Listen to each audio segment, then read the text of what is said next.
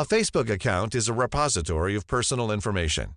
It contains masses of everything, from where you studied and your favorite films and music, to friends, contacts, and photos. If a scammer were to get a hold of all this, they could very convincingly impersonate you in the online eyes of others, or deceive you, knowing your weaknesses. And if your boss were to read it, perhaps that's not a cozy prospect either. Basically, Facebook protection and privacy should be given top priority. The privacy settings in the Facebook mobile app and the web version are slightly different, but the options themselves are the same. Therefore, we will not describe where the settings are located, especially since Facebook is forever moving things around. It's sufficient to learn the general rules, after which keeping Facebook data secure will be a breeze. Basic precautions. First, enable two-factor authentication to make it harder to hijack your account. There is one snag here. Facebook allows advertisers to target users by the phone number they provide, so it's better to have a second number for this purpose. Next, do not friend any random person. Flesh and blood friends can be allowed to see more, while strangers trying to get into your friends list should be kept at arm's length. Someone you don't immediately recall sends you a friend request, ask who they are and what they want. If the explanation sounds reasonable, add them. If not, don't feel guilty for rejecting the request. Your profile. Change the settings so that all personal information in your profile is available only to you or a trusted circle of people.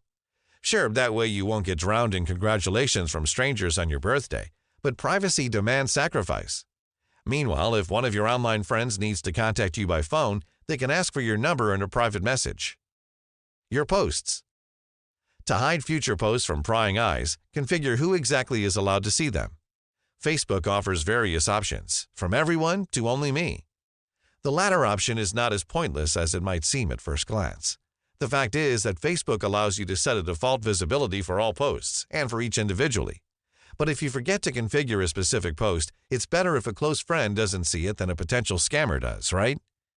You can also restrict the visibility of all old messages. True, here there are fewer options. They can be made visible to either everyone or just friends. If this is no good, you will have to manually change the settings for each post. Searching your contacts. Suppose an attacker somehow got your email address or phone number. Unless you change your Facebook settings, this person can find you with them. Knowing more about you, they will then be able to lie more convincingly to you or your friends. Why would they lie? See the next lesson about phishing. We advise you to either limit the circle of people who can find you by phone number or email address, or select the Only Me option so that no one else can match your contact details to your profile. And while you're at it, hide your account from search engines. Your friends. Tell me who your friends are, and if an attacker gets information about your circle of contacts, they will be able to use it for their own purposes. For example, they could ask you for something pretending to be one of them. To prevent this from happening, you can block strangers from viewing your friends list. Incidentally, this is handy not only for you, but your friends too. Your timeline.